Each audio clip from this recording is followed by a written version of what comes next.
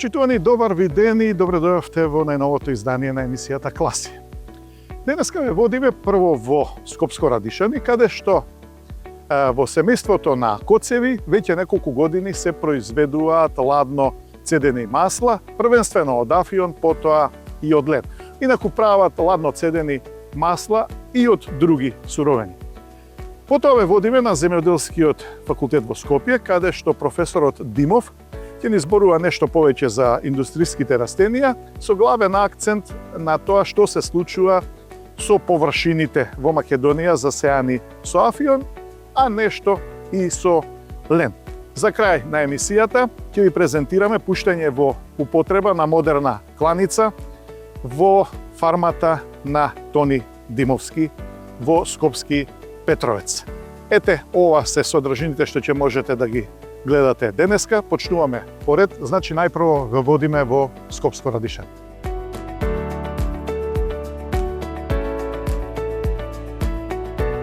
Од пред 3 години семејството Коцеви почнало да ја реализира бизнис идејата за производство на ладно цедени масла под брендот Нутрико. Како резултат на добро разработен бизнис план и голема желба, во скромен простор од семејната куќа во Скопско Радишани си изградиле мал погон за производство на ладно цедени масла. Нивната мини фабрика ги исполнува стандардите за безбедност на храна. Ние сме Нутрико, фирма семена која произведува ладно цедени масло, здрава храна, сапуни, козметика, се од македонско потекло. Значи држиме строго да биде од македонско потекло.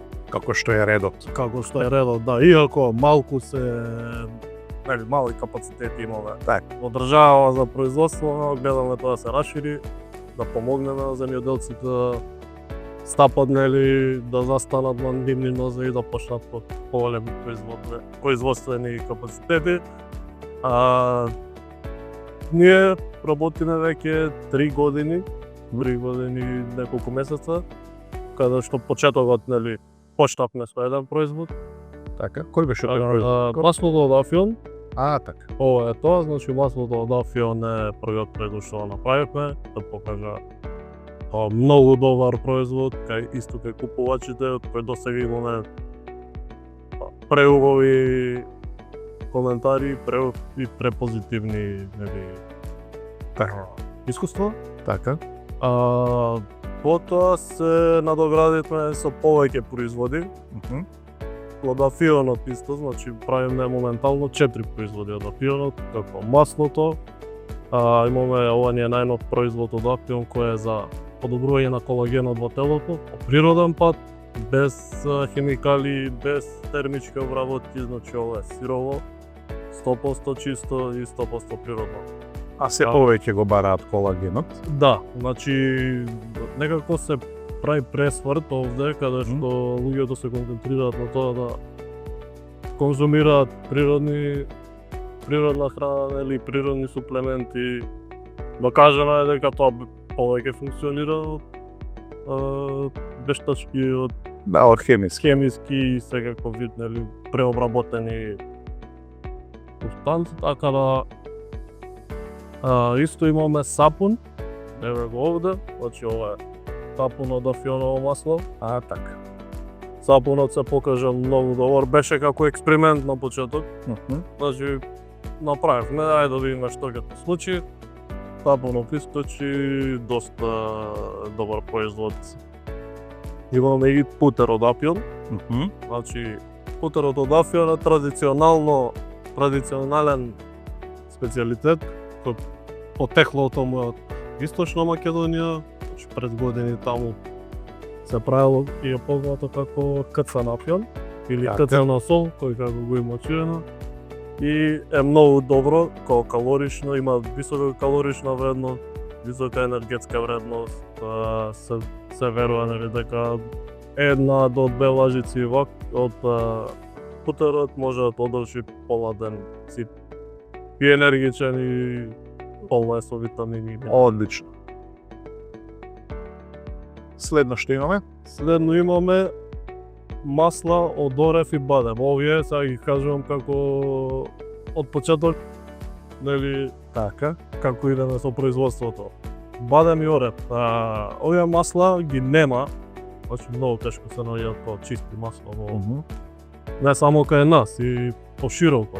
Така. Се е тоа, значи, со цените се манипулира, луѓето ги меша, производите, става други масла, за да дојде, нели, голема количина, мала цена. После него, ние маслото од модра слива, масло од семке од модра слива.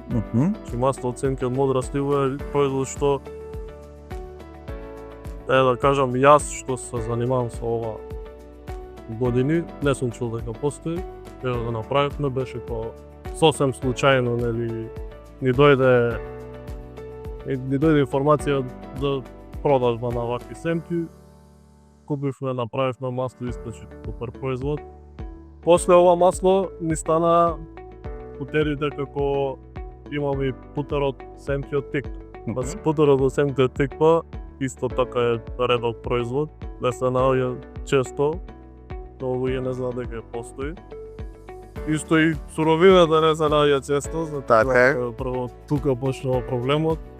Овој путер е по вкус прво феноменален, значи вкусот е нешто, како кажам, неспоредливо со други работи.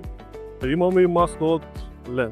Ова е Ленен покасно, нели, направен производ. Познато е маслото од лен, познато по балансирањето омега-3, 6, 9 што да содржи. Значи моментално имаме и во ваков вид ке се пакува, попрактична, значи попрактично дозирање, поконкретно и просто поефикасно, да. Така. Најнов производ ни е масло од рицин.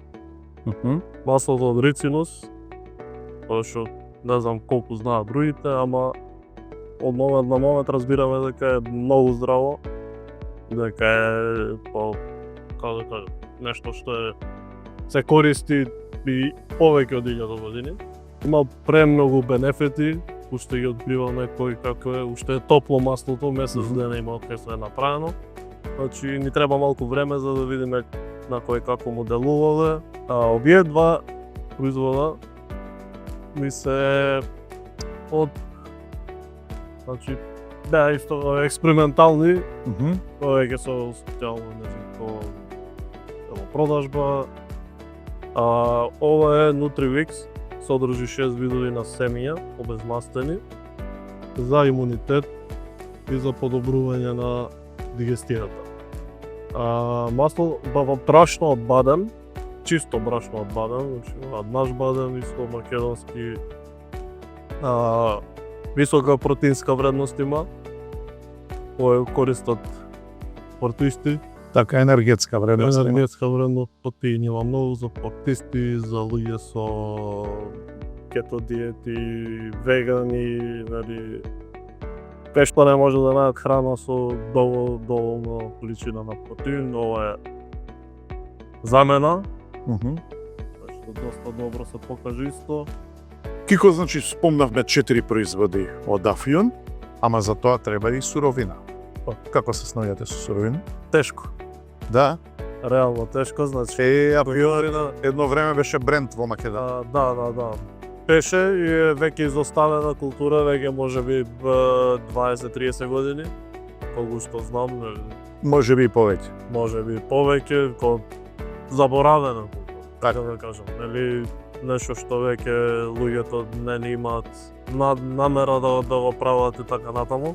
Но ние се враќаме назад, кога покренавме процесот, нели, Афионот го имаме на грбот на нашата држава, каде што символизира, нели, за Така е. нашата традиција, символизира од каде потекнуваме, кој сме ние, еден вид е дел од нашето Нашиот идентитет. нашиот идентитет. Значи, почнуваме сега малку по малку. А каде ви е производство? Значи, Претежно фионот го наоѓаме во Источна Македонија и Централна Македонија, како Команово, Кочани, Велес, Штип, Радовиш, тој регион. Растанието си бара сува Почва. почва, Па и потопла клима. сува клима, топла клима. Тоа е нели она што го прави квалитетен. Така. Знаеме дека ние го имаме најквалитетниот афион. Апсолутно. И се фалевме во времето дека имаме најквалитетен опиум од афион. Имаме се уште. Ова беше, рековме, сапун од афион, така? Сапун од афион, од масло од афионата. И како е тече производството на ова? Кој е процесот?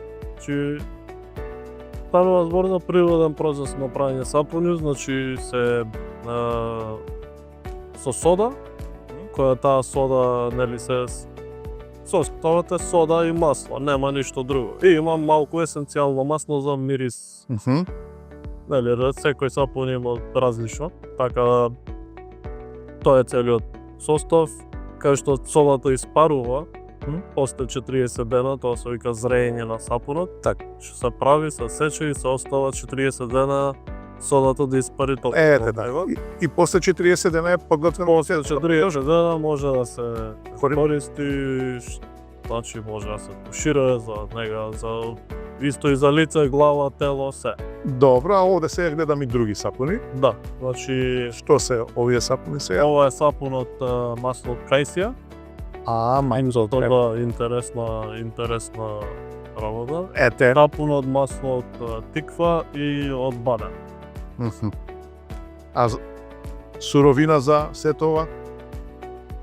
Исто, значи како и со афионат, исто и со овие растенија, значи со овие суровини, кајсијата, кој како од зија, нели, бруѓе што прават джемови, некои поголеми фабрики имаат прават джемови и сепките ги се зиваме, ние ги откупуваме. Тиквата исто многу тешко, претежно се увезува од Словенија.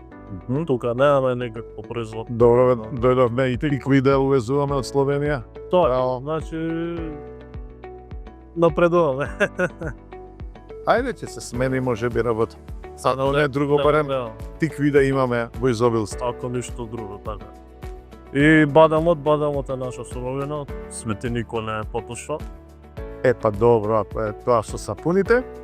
Сега ме интересира, бидејќи го спомнавме како прв ваш производ маслото од афион, ладно цедено да нагласиме. Значи, овде може да видиме малку процес на производство. Ајде. Еве ова сапунче ќе го ставиме тука. Прво што имаме сега од опрема? Значи овако, ова е машина за цедење, ладно цедење, значи нема никакви термички обработки во неа, просто се става семе, испече масло, тоа е тоа. Значи ова му доаѓа како некоја преса, се пресува прекашно. Да, се пресува. Значи тоа сосеме, нели, природен процесот, нема умеснат ништо друго. Така. Додатоци никакви, директно оди семето, од преса и излегува масло, така? Да. А ова што е овде? Значи ова е резервар, 300 литра. Значи овде да складираме маслото, овде се филтрира и Значи потребна е и филтрација, така? само се филтрира. Само се гравитационо филтрирање се. Така, добро. Се што е потешко од маслото паѓа долу на дното и другото се станува бистро и чисто. Добро, ај може сега да видиме како оди процесот. Значи ова е семето. Покажам на камера. Така, ова е семето од афион. Да. Ево. Ова е семето од афион, значи чисто, извеано, нема трошка, нема ништо. Ниту прашина, ни ништо. Така. Сега само може да се види во реално време како истекува.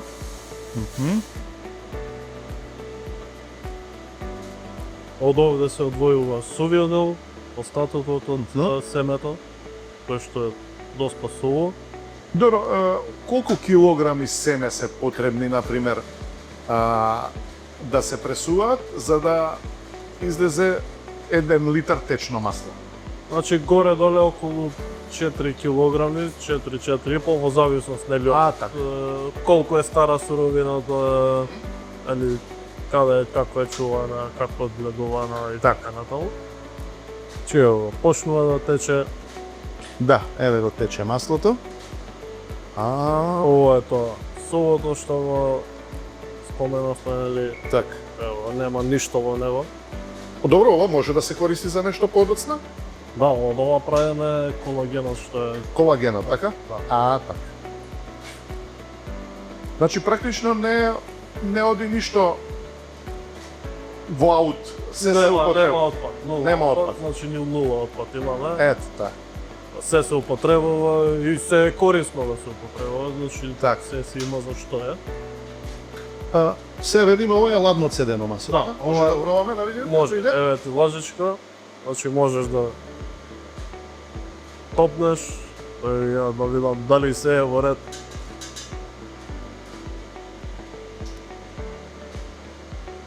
Да, тоа е тоа. Да. И ладно е. Ладно Не е жешко. Нема, Да. нема ништо. Значи ова откако ќе се исцеди практично ја добива и бистрината, бидејќи сега е малку матно. Да, сега е матно, може да Да. се види некој семче во него Да. паѓа, но се до тоа се филтрира после. Има побарувачка за сето ова? Значи од месец на месец се зголемува побарувачката. Луѓето се разбираат еден од друг. Да. Тоа според мене е најдобриот маркетинг. Најдобар маркетинг од уста на уста, тоа е факт. Така е. Од реални искуства, од Така е. реални нели од познанство и така натаму. А добро, со колкав капацитет располагате? Еве, например, ако се случи некој да дојде случајно, ако дознае и да побара погодени количини, предпоставам, не можете вие да одговорите на сето тоа. Значи имаме сега не голем капацитет, но можам да кажам солиден капацитет, горе-долу на дневна база 200-300 литра може да се вадат. На дневна? Да, А, па тоа не е малку. да. Во иднина планирате да го проширите процесов? Сега, Да. сега, значи моментално веќе ни е тесно овде. Имаме план малку да се расшириме, да поголем простор малку, Така. поголема машина, може уште некоја или повеќе садови за складирање на масла. Имamo план. Желбата за знаење, постојаното истражување, како и семејната хармонија се рецептот за нивниот успех. Тие и оваа година учествувале во Белград на саемот Отворен Балкан, каде што добивале мноштво позитивни критики од посетителите. Квалитетот на нивните производи бил забележан и од една екипа од Сингапур. И како што ни рече Роберт, таткото на Кристијан, очекуваат повик за соработка од Сингапур. Убаво е да се случи тоа, вели Роберт, но кој знае дали ќе можеме да обезбедиме количина, а нашето производство најмногу зависи од суровината која тешко ја обезбедуваме, затоа што малку ја има. Семето од Афион го обезбедуваат од Радовишко, од каде што потекнува и Роберт, но количините се мали. Некои индустријски култури, како афионот, памукот, конопот, ленот, по кои што Македонија беше препознатлива, се произведуваат на мали површини или скоро и да ги нема. Има ли надеж да ги вратиме на македонските полиња овие некогаш важни индустријски култури, го прашаме професорот Димов од Факултетот за земјоделски науки и храна, кој што е експерт на оваа тема. Професорот Димов, во некои поодамнешни времења, индустријските култури беа засеани на поголеми површини во Македонија, што за жал сега не е случај. Значи не е случај со памукот, со афионот, спомнавме коноп, спомнавме шеќерна репа, слабо, сончогледот се враќа на нивите, меѓутоа и тоа не е доволно. Има ли начин, професоре, да ги вратиме овие култури на македонските ниви? Најпрво, добар ден, поздрав до одгледачите и до емисијата. Констатацијата ви е точна. Значи, ние негде се тоа зборуваме за некој малку поодамнешен период, негде под индустријски растенија снимале зависно од периодот, 68-72 година, негде до кај 70.000 хектари со некои проекции од тие петогодишни планови, таа вкупна површина да достигне до 100.000 хектари. За жал, меѓутоа зборуваме за период каде што структурата на целиот аграр земјоделски беше сосема другачи организирана и така натаму. Веќе после осамостојувањето индустријски растенија, ако го иземам тутунот, кој што е стандардно Апсолутно, добар и присутен и има интерес за одгледување, кај сите индустријски растенија имаме драстичен пад, а многу од нив веќе и престанаа да се одгледуваат. Оно што загрижува е фактот што ние имаме индустријски капацитети што може да прифатат да абсорбираат, па ако сакате целото производство.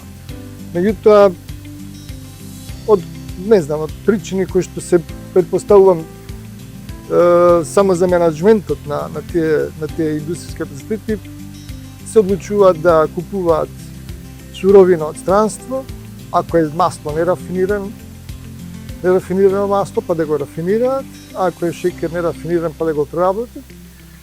А за овие други ова што спомнавте, памук, коноплен и така натаму, секторот е таков каков што е. Ние веќе во Македонија немаме ниту една текстилна фабрика здрава, као што ги имаш на времето, Тетекс, Отекс, Нитекс и така натаму, кој што би можело да го прифати тоа производство. Помале капацитети. Капацитетите се помали, порано, знаете, имаше во скоп на секои пределници ткајачница, за да може да го обработи тој суров памук, кој што ќе се внесе. Сега веќе тоа го нема, така што, за жал, иако стално викам, камо сека мојата констатација да биде погрешна, дел од тие индустријски растенија кои што Македонија беше препознатлива. Пред се зборам за памук, еве за афион. Да. Еве конкретно за афионот, да речеме. Афионот, видете, кај афионот е интересно што Македонија не само што беше, дури и ден денеска препознатлива по производство на висок квалитетен афион, пред се од аспект на содржина на морфин во структурата на плодот. Површините се прилично стабилни, негде 63-та, 4-та, 5-та, додека е дозволено режиме на плодот и собирање на суровиот афион, односно опиум во таква форма, или со овие директиви од Европа и така натаму. Тој начин на производство на суров опиум е забранет и ние сега фактички фармацевската компанија Алкоид врши екстракција на алкоиди исклучиво од сув плод, од тува чушка. Значи, само во таква состојба може да се прибира афионот. Кај афионот површините се такви какви што се ние мислим дека последниве години не надминуваме ни 100 хектари. Меѓутоа, прво, реално приносите се ниски, значи негде вкупен принос зборувам на плод со семе е околу 1000 килограми од хектар. А ако немате, што велимо на брзан откуп, да биде пласирано, да биде откупен и плодот, и семето, некои економски анализи што сме ги правиле заедно со колегите од агроекономска насока, покажале дека некоја исплатливост економска е многу слаба или одите во минус. Со овој принос сега што има. Така, приносот би бил 1500, ние сме имале и добри приноси каде што ова било исплатливо производство 1500-1800. Меѓутоа со овој просечен принос од 1000-1100 немате некоја економска исплатливост во одгледувањето. Зборувам бидејќи откупот е само на сув плод. А кога семето би било добро платено, кое што реално и заслужува добра цена, тогаш веќе мислам дека приказката што велеме би била малку поизменета.